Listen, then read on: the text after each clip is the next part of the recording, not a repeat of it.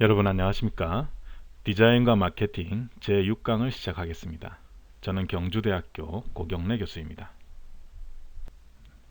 네, 우리가 구체적으로 디자인을 하기에 앞서서 마케팅 조사를 하게 되는데요. 이것을 이제 디자인 마케팅 조사라고 합니다. 디자인이라고 하는 것은 여러 가지 조건들을 만족시키는 해결책이죠. 그렇기 때문에 현재 시장에서 소비자가 무엇을 요구하고 또 경쟁자는 어떤 식으로 하고 있고 또 시장의 현재 상황은 어떤 것인지 이렇게 어, 소비자 조사, 경쟁자 조사, 시장 조사 이 크게 이렇게 세 가지를 이제 마케팅 조사 영역에서 다루게 되는데 오늘은 경쟁자 조사를 보도록 하겠습니다. 경쟁자 조사는 일단 경쟁자를 파악하는 것에서부터 시작하겠죠. 지피지기면 백전백승이란 말처럼 바로 상대방을 잘 알아야 됩니다. 경쟁자를 알아야 된다는 것이죠.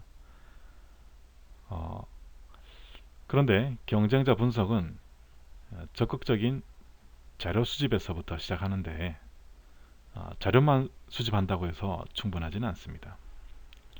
수집한 정보를 잘 분석해야 될 것이고 그것은 물론 경쟁 브랜드를 직접 구매하고 사용해 보는 것도 필요합니다.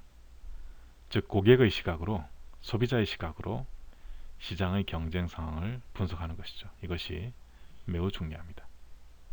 경쟁자 파악을 하되 소비자 입장에서도 파악해 본다는 것입니다. 네, 경쟁자 조사를 하기 위해서는 일단 경쟁의 범위부터 선정을 해야 됩니다. 경쟁 브랜드는 어떤 것들이 있는지, 또 현재 시장에서 선도하고 있는 브랜드는 어떤 것인지, 그리고 간접적인 경쟁자가 있는 것은 아닌지 이런 것들을 알아야 되는데요. 이를 위해서 1차적으로 이제 정보 수집을 합니다. 정보 수집을 위해서는 일단 필요한 자료 리스트를 작성하고요. 그리고 그 중에서 기존에 우리 회사에서 보유하고 있는 자료가 있는지 예전에 했던 거 그리고 신규로 새롭게 필요한 조사가 있다면 어떤 것을 해야 될 것인지 할 것인지 말 것인지 이런 것들을 결정하게 됩니다.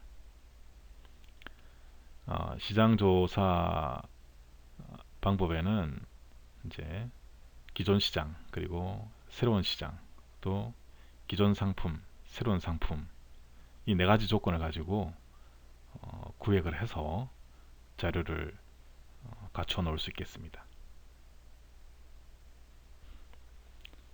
네, 경쟁자 파악을 알아보도록 하겠습니다.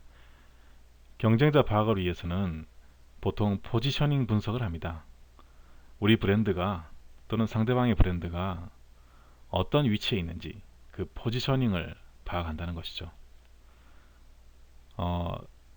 차별적인 속성이 있는데요. 예를 들어서 오른쪽 그림을 보면 SNS 시장을 이야기하고 있는데요. SNS 유형을 공개형과 비공개형 그리고 게시판형과 채팅형 이렇게 상반되는 개념을 가지고 보았을 때 SNS 사업은 네 가지 영역으로 구분될 수 있겠습니다. 페이스북이나 트위터, 카카오 스토리 같은 경우는 공개형이면서 게시판형에 해당하고 그 라인이나 카카오톡 같은 경우는 채팅형이면서 비공개형에 해당합니다. 이렇게 SNS도 이렇게 시장을 세분화할 수 있는 것이죠.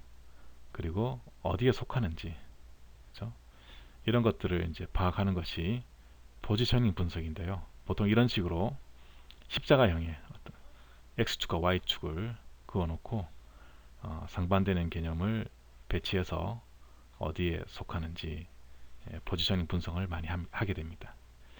이를 통해서 이제 우리 회사와 경쟁 회사의 강점과 약점을 알 수 있고 그리고 브랜드와 개성 등의 이미지도 짐작을 할 수 있습니다. 또한 이러한 서비스나 상품들이 어떤 메시지를 가지고 있는지 어떤 메시지를 가지고 소비자들에게 접근하는지를 분석해야 되는데요. 주요 카피와 슬로건이 뭔지 그리고 보도 자료는 어떤 것들이 나와 있는지, 현재 활용 상황, 활용의 정도는 어떤 것인지, 또 실제로 사용하는 소비자들의 의견을 들어보고 하는 현장 실사, 이런 것들을 통해서 핵심 메시지 분석을 할 수가 있습니다.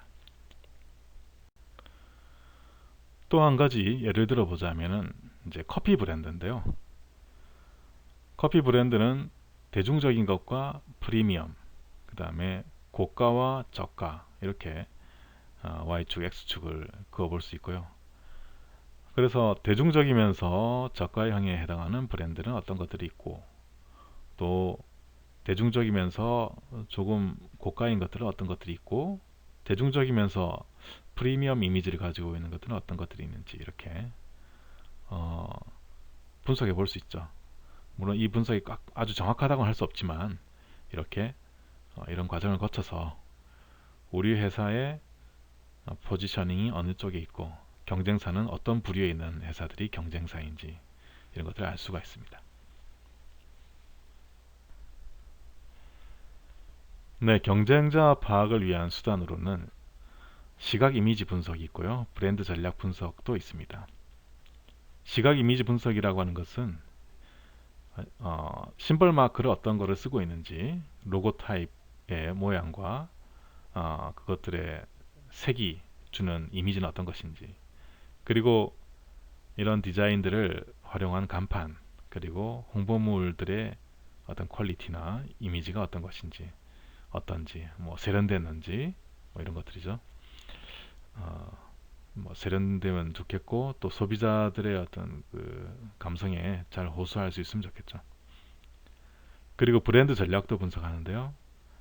핵심 브랜드 네이밍은 어떤 것인지, 그리고 그 네이밍 전략은 어떤 것인지, 또 하이 브랜드는 어떤 것이 있고 네이밍 전략은 어떤 것인지, 브랜드의 위계 구조도 파악을 하게 됩니다.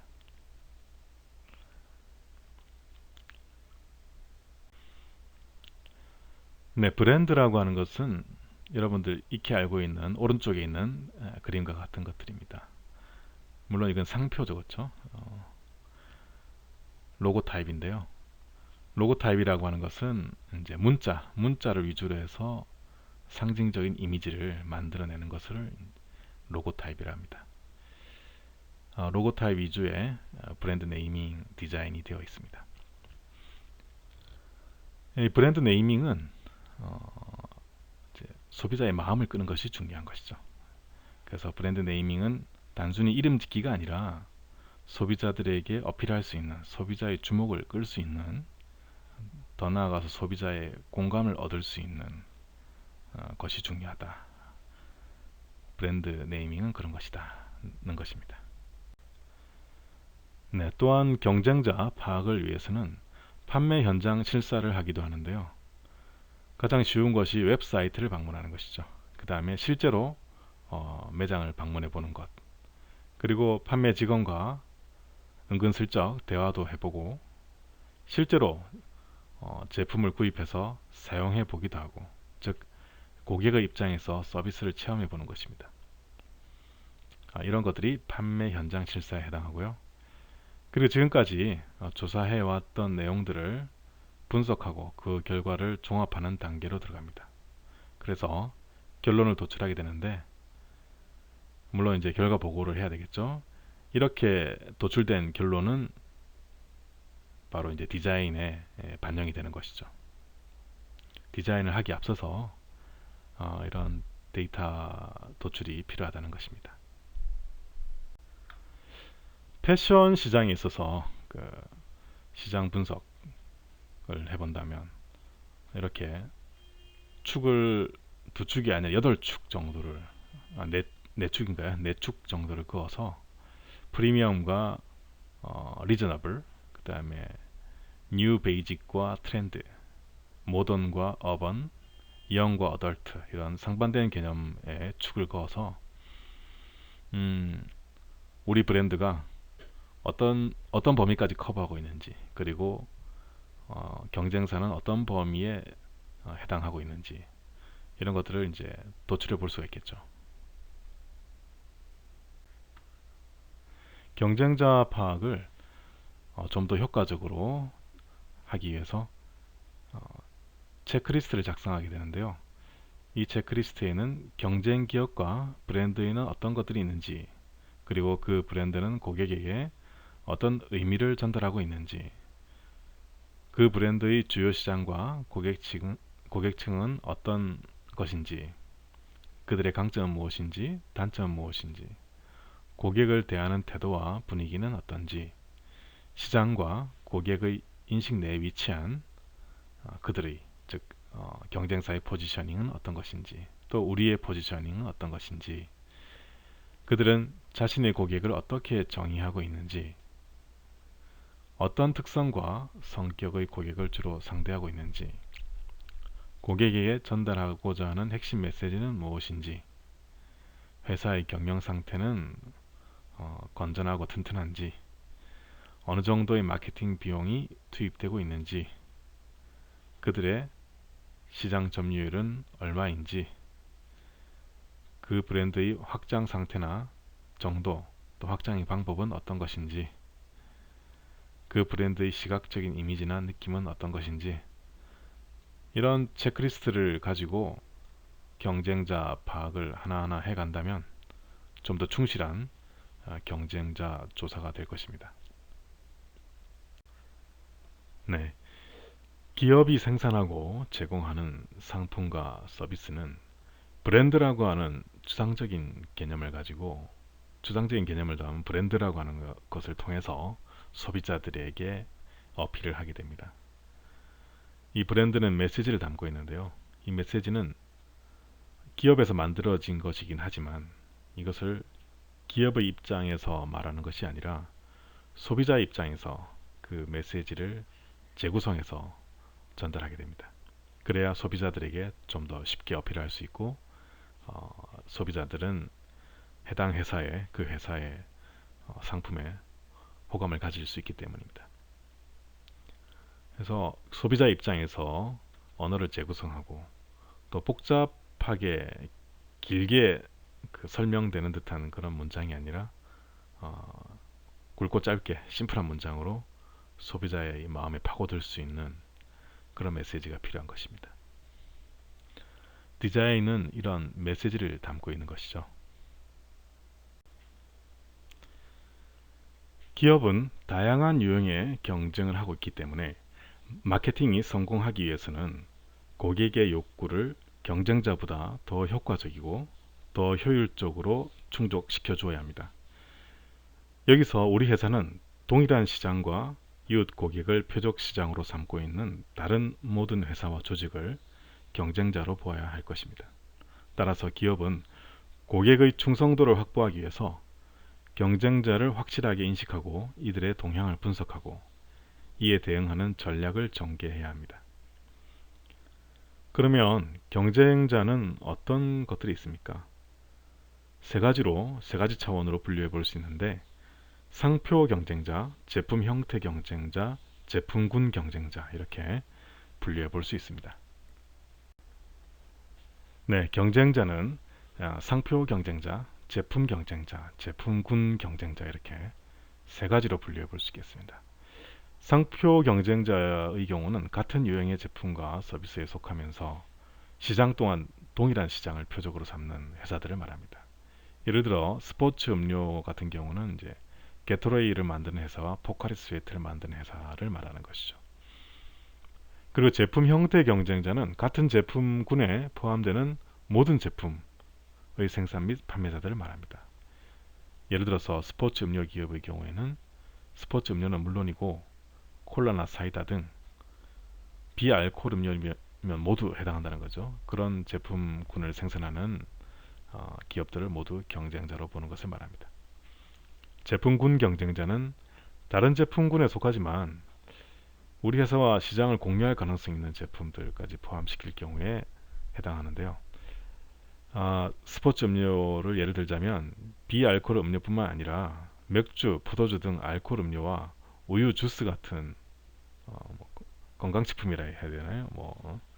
식품이라 해야 되겠죠? 식품 그런 것까지 다 포함을 시킬 경우는 말합니다. 네, 현재 그림은 상표 경쟁자를 말하는 거죠. 포카리스웨이트와 게토레이, 파워에이드 이것들이 이제 정말 어, 제품 생산하는 제품도 같은 계통이고 또 공유하는 시장도 같은 것을 말합니다. 아주 직접적인 경쟁 상대고요. 그리고 이제 삼성 갤럭시와 애플 아이폰 같은 경우도 어, 그런 관계죠. 직접적인 상표 경쟁의 관계에 있는 회사라고 하겠습니다. 네, 경쟁자 조사에 있어서 경쟁 환경의 분석 또한 매우 중요합니다. 경쟁의 환경은 기업의 마케팅 활동에 큰 영향을 주기 때문입니다. 경쟁 환경에 대한 분석은 기업이 표적 시장에 성공적으로 접근하기 위해서 거쳐야 할 필수적인 과정 프로세스입니다. 기업은 시장 구조에 대한 이해와 함께 마케팅 전략 개발을 위한 국내외 경쟁자에 대한 분석, 규모별 경쟁자 분석, 그리고 유통 경쟁 등에 대한 분석을 수행하게 됩니다. 기업이 당면하게 되는 네 가지 경쟁 형태를 보면 독점과 과점과 독점적 경쟁과 순수 경쟁이 있습니다. 네, 그러면 경쟁자 조사에서 경쟁자의 형태 중에 독점이라고 하는 것은 무엇인지 보겠습니다. 모노폴리인데요. 오직 하나의 기업이 제품 또는 서비스 시장에서 독점적으로 활동하고 있는 경우를 말하죠. 예를 들자면 한국전력처럼 국가 공기관이죠, 그렇죠? 공공기업이 국가 전력의 공급을 독점하고 있는 것을 말합니다. 다른 경쟁자가 없죠. 즉 독점 상황 하에서의 기업은 일반적으로 별다른 마케팅에 노력을 기울이지 않고도 높은 실적을 올릴 수 있습니다. 이런 독점적인 시장을 차지할 수 있는 경우는 기존 시장에 없었던 새로운 상품을 출시한 경우에 해당하고 지하철이나 담배, 수도사업 등과 같이 공공기관이 운영하는 것이 좋은 경우 법적으로 독점적인 위치가 보장되어 되게 됩니다. 이럴 경우에 해당하죠. 자, 그러면 경쟁자의 형태 중에서 과점은 어떤 것이 있습니까? 과점, 올리고폴리인데요. 이것은 시장에서 소수의 기업들이 대부분의 시장을 점유하고 있는 것을 말합니다. 투자 비용이 과다하게 많이 소요되기 때문에 일반 기업들이 그 시장에 진출하기가 어려운 경우가 많죠. 예를 들자면 우리나라의 정유산업, 즉 기름이죠, 오일. 이것은 SK라든지 GS라든지 S오일이라든지 현대정유라든지 이런 4개 업체가 참여해 왔는데 초기 시설 투자가 워낙 크고 신규 사업으로 진입할 경우에 판매망 확보 등 쉽지 않은 조건들이 많기 때문에 시장에 새로운 경쟁자가 생겨나기가 쉽지 않습니다. 이런 경우가 이제 이 과점에 해당하죠. 다만 우리나라의 시장이 지금보다 더 큰 폭으로 개방된다면 이제 이 오일 시장에도 쉘이나 모빌 등 다국적 석유 회사들이 진입할 가능성이 있는 위험성은 있죠. 네, 다음은 경쟁자의 형태 중에서 독점적 경쟁, 즉 모노폴리스틱 컴피티션을 보겠습니다. 시장에서 많은 기업들이 차별화된 마케팅 믹스 기법을 가지고 경쟁하는 상태를 말하는데요. 가장 일반적인 경쟁 형태가 바로 독점적 경쟁이라 하겠습니다. 예를 들자면 가구 산업의 경우에 스타일이나 원자재에 따라서 자재, 원목, 하이그로시 등으로 나누어지는데 이런 상황에 따라서 시장이 형성되는 것이죠. 또한 가격에 따라서 고가격, 중가격, 저가대의 시장이 형성됩니다. 그리고 각각의 경우에 맞추어서 기업들은 차별화된 마케팅 전략을 구사해서 시장 경쟁에 대응하고 있습니다. 여기서 차별적인 요인으로 사용할 수 있는 것은 제품 자체뿐만 아니라 유통이라든지 광고, 포장, 가격 등 모든 마케팅 미스들의 변수들이 차별화의 도구가 됩니다. 가장 일반적인 형태고 가장 뭐라 그럴까요? 다양한 경쟁을 하고 있는 것을 말하죠. 앞선 슬라이드에서 그 마케팅 믹스 이야기가 잠깐 나왔습니다. 마케팅 믹스라고 하는 것은 일정한 환경적 조건과 일정한 시점 내에서 여러 가지 형태의 마케팅 수단들을 경영자가 적절하게 결합하거나 조합시켜서 사용하는 전략을 말합니다. 어떤 제품에 사용된 모든 마케팅 전략의 집합체를 조정하고 구성하는 일을 말합니다. 미국의 한 주립대학의 교수 제롬 메카시라고 하는 교수가 회사가 타깃 고객층을 만족시키기 위해서는 제품과 가격과 장소, 촉진 이 네 가지 전략을 적절하게 구사해야 된다라고 이야기했는데요. 이것을 포피라고 합니다. 포피. 네 개의 P죠. 프로덕트, 프라이스, 플레이스, 프로모션 이렇게 포피가 해당됩니다. 자, 그러면 경쟁자의 형태 중에서 순수 경쟁 형태, pure competition 보도록 하겠습니다. 시장에서 무수히 많은 기업들이 실질적으로 동일한 제품이나 동일한 서비스로 경쟁하고 있는 상태를 말합니다. 이러한 순수 경쟁 상황 하에서 기업들은 어떠한 차별적 우위도 누릴 수 없습니다. 소비자는 제품이나 서비스에 대한 차별성을 전혀 인식하지 않고 구매하기도 합니다. 예를 들어서 코카콜라의 CEO를 지낸 노베르토라고 하는 사람은 경쟁 상대를 분명하게 인식하고 있었습니다. 전 세계 44억의 인류가 매일 한 사람당 64온스의 액체를 마신다. 그 중에 코카콜라가 차지하는 것은 2온스도 채 안 된다. 그래서 그는 사원들에게 우리의 적은 콜라뿐만 아니라 커피와 우유, 홍차, 식수를 생산하는 공급하는 업체들이다 라고 역설했는데, 현재 코카콜라는 대규모 생수 판매 업체로도 활동을 하고 있습니다. 단기적으로 가장 위험한 경쟁 업체는 자사와 가장 유사한 기업이라고 하겠지만, 고객은 우리가 경쟁으로 삼는 회사 간의 차이점을 잘 모르는 경우가 많습니다. 고객의 입장에서는 이 회사나 저 회사나 별다른 차이가 없어 보이므로 어느 쪽이나 더 좋고 좀 더 싸면 더 좋고 이런 생각을 가지고 있죠. 이렇게 되면 이 많은 기업들은, 그렇죠?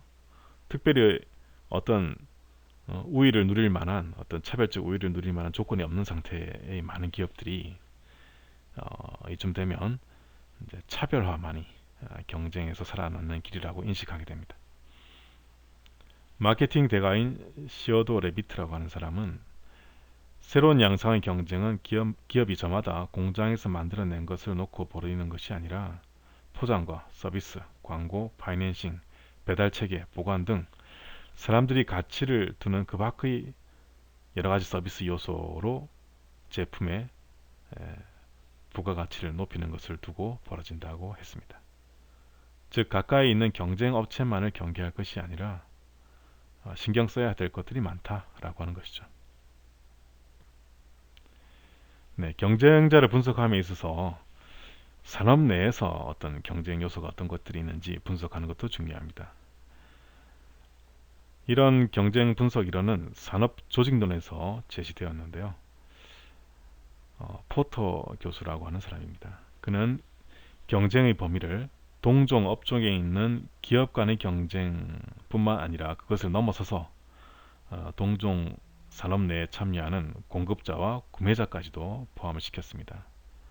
즉, 경쟁 대상자는 동종 산업의 경쟁 기업뿐만 아니라 잠재적인 진출 기업, 대체 제품 생산 기업, 원료와 부품 공급자, 구매자까지도 포함된다라고 이야기했습니다. 네, 산업 내 경쟁 분석에 있어서 눈앞에 보이는 경쟁 기업뿐만 아니라 앞으로 출현할 가능성이 있는 잠재적 진출 기업의 위험 요소도 우리 고려해야 될 것입니다. 산업의 매력도에 영향을 미치는 요인은 새로운 진출 기업의 위협 정도입니다. 그러니까 새롭게 진출하는 기업이 별로 없어야 된다는 거죠. 그래야지 매력이 있는 거죠. 특정 산업에 새로운 기업이 진출하면 생산량의 증가가 일어나고 이로 인해서 가격 경쟁이 일어나게 됩니다. 그러면 참 괴롭게 되겠죠. 또한 특정 기업이 동종 산업의 다른 기업을 인수합병하는 경우도 하나의 새로운 진출로 보아야 한다. 예, 인수합병도 새로 생겨나는 것은 아니지만 기존의 기업이 합쳐지는 것, 그런 경우도 어떤 시너지 효과가 발생할 수 있기 때문에 하나의 새로운 경쟁 요인으로 보아야 될 것이다. 예를 들어 GM이 대우자동차를 인수합병한 결정으로 한때 현대자동차가 위협을 느끼기도 했습니다. 산업 내 경쟁 분석에 있어서 기존 산업 간의 경쟁 관계도 봐야 될 것입니다. 기업 간의 경쟁 강도가 어떤가를 봐야 될 것이고요. 그리고 특정 산업의 매력 정도가 어떤 것인지 보아야 합니다. 기업 간의 경쟁의 강도 같은 경우는 경쟁자 수가 어느 정도인가, 그리고 산업의 성장 가능성이 어느 정도인가, 기업의 시설 등 고정비가 얼마나 드는가 등이 이제 기업 간의 경쟁 강도에 미치는 요인들이죠. 그리고 산업의 매력도, 어떤 특정 산업의 매력도는 시장의 크기가 커질수록 매력 있죠. 경쟁자가 적을수록 매력이 있습니다. 초기 자본 투자가 적을수록 매우 좋죠. 투자된 자본에 대한 매각이나 처분이 쉬울수록, 즉 회사가 잘 안 돼서 팔거나 할 경우에 처분이 쉽다, 좋은 거죠. 그리고 제품 간의 차이가 많을수록 좋다. 이런 것들이 이제 산업의 매력도에 미치는 요소라고 하겠습니다. 네, 기존 기업 간의 경쟁 관계 계속해서 보겠습니다. 특정 산업이 성숙기에 접어들면 기업 간의 경쟁이 치열해지고 기업의 수입이 낮아집니다. 기업 간의 인수합병이 이루어지기도 하고, 그러면 경쟁의 성격도 변화되기도 합니다. 또한 기술의 혁신과 변화는 기업의 운영의 고정비를 변화시키고, 고정비라고 하는 것은 달달이, 그쵸? 지출되는 일정한 금액을 말합니다. 고정비가 증가하게 되면 경쟁의 강도가 높아집니다. 비용 지출이 많을수록 더 많이 벌어야 되고, 그러자면 더 공격적으로 마케팅을 하게 되고, 우리 회사뿐만 아니라 다른 회사도 그렇게 하면 경쟁의 강도가 괴로울 정도로 높아지죠. 기술 혁신으로 제품의 차별화 정도가 커지면 경쟁은 적어질 수 있습니다. 즉 경쟁의 어떤 강도가 높아지고 너무 괴롭다 그러면은 연구 개발을 잘해서 새로운 제품과 서비스로 혁신을 일으켜서 경쟁을 물리칠 수 있다는 것이죠. 네, 이제 본원적 경쟁 상황 분석을 보겠습니다. 앞서 거론한 포터 교수는 투자 수익률을 높이고 장기적으로 산업에서 경쟁 우위를 갖기 위한 본원적인 경쟁 전략의 유형을 세 가지로 제시하고 있습니다. 우선 원가 우위 전략인데요. 이것은 원가를 낮출 수 있는 요소를 확보하는 것에서 시작됩니다.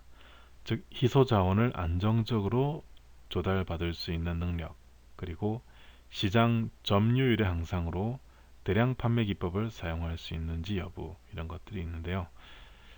대량 판매 기법 사용은 규모의 경제와 연관되어 있습니다. 규모 면에서 경쟁력을 가질 수 있는 대규모 시설과 자금 조달 능력을 말하는데요.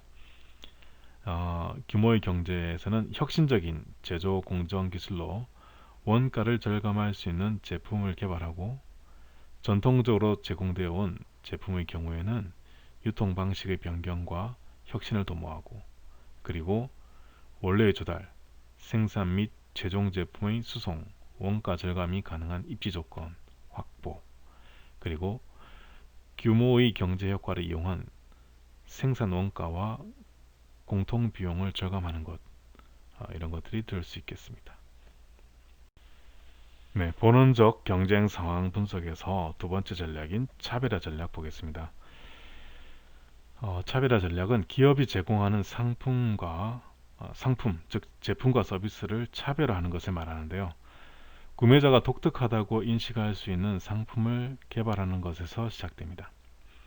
차별화는 전반적인 제품의 품질보다는 유통 경로와 이미지, 제품이 지니고 있는 특성, 서비스와 네트워크를 통해서 많은 부분이 이루어질 수 있습니다. 즉, 어, 상품을 차별화하는데 제품 자체 플러스 다양한 서비스에서 차별을 할 수 있다는 것입니다. 강력한 마케팅 기술과 능력, 높은 품질과 명성을 보유하고 있는 경우가 많고요. 다른 산업이나 기술 분야에서 사용되고 있는 독특한 기술을 응용할 능력이 있는 경우에 해당합니다. 본원적 경쟁 상황 분석에서 세 번째 전략, 집중화 전략 보겠습니다. 집중화 전략은 특정 시장, 특정 구매 집단이나 특정 지역을 집중적으로 마케팅 대상으로서 공략하는 것을 말합니다. 광범위하게 진출하는 경쟁 기업보다는 우리 기업은 그 범위를 좁혀서 좁은 시장을 중점적으로 공략하는 것이 효과적일 경우가 있습니다. 그래서 이 좁은 시장을 선별하고 시장을 선택하고 거기에 적용 가능한 차별적인 집중화 전략을 구사합니다. 원가 우위를 추구하는 원가 집중화 전략, 그리고 기업이 집중하고 싶은 표적 시장, 그리고 동일 산업 내의 다양한 세분화 시장, 이런 것들이 있는데요. 어느 쪽에 맞춰서 갈지 선택을 해서 집중을 해야 할 것입니다.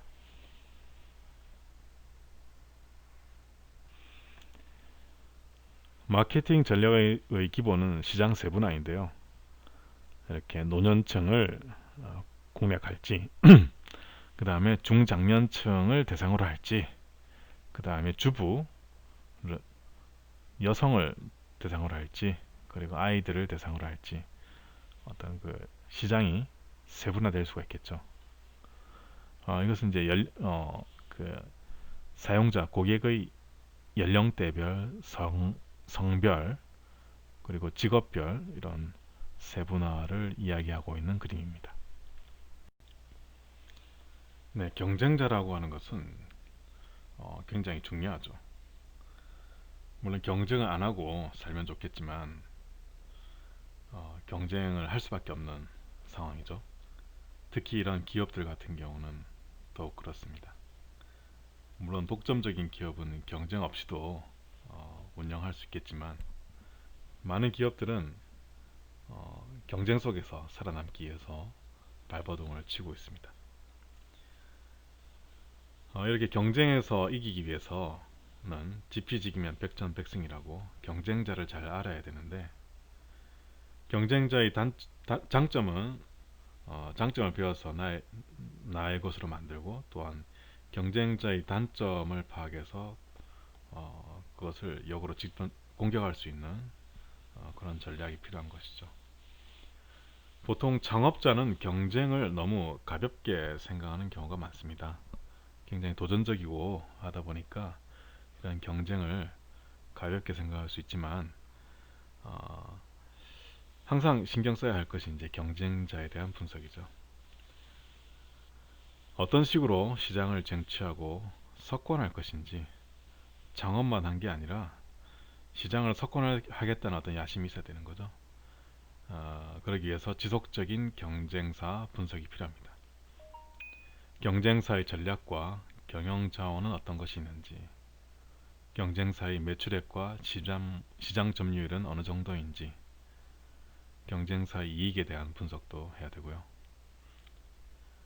경쟁 기업의 내부 능력과 강점과 약점은 무엇인지, 가격과 품질은 어느 정도인지, 경쟁 기업의 연구개발 능력과 기술은 어느 정도인지, 그 기업들이 소비자들에게 형성하는 이미지는 무엇이 어떻게 작용하고 있는 것인지, 이렇게 파악한 것들이 자사에서 전략적으로, 즉 경쟁사의 어떤 경쟁사에서 파악한 요소들이 우리 회사에서 전략적으로 활용될 수 있는지도 생각해 봐야 되고, 특히 이렇게 파악한 것들이 우리 회사의 핵심적인 성공 요인이 될 수 있는지도 평가를 해보아야 할 것입니다. 창업자는 자사의 제품이 경쟁사에 비해서 유리해서 우수해서 고객이 자사 제품을 우리 회사 제품을 선택하지 않을 이유가 없다라고 생각하지만 현실적으로 그렇게 녹록하지는 않습니다. 경쟁자가 없는 제품이나 서비스는 없다고 봐야 할 것입니다. 아주 특별한 독점적인 것 빼고는 그렇죠. 회사는 언제나 직접적인 경쟁자와 간접적인 경쟁자가 누구인지 알고 있어야 합니다. 그리고 그 경쟁자들이 무엇을 어떻게 판매하는지, 얼마나 된 회사인지, 구체적인 시장은 어디인지, 강점과 약점은 무엇인지 지속적으로 파악해야 합니다. 또한 경쟁자에 대해서 알매 있어서 시장 점유율을 분석하는 것은 매우 효과적인 것입니다. 목표 시장을 이해하고 그것을 통해서 우리 회사의 포지션을 결정할 수 있는데요.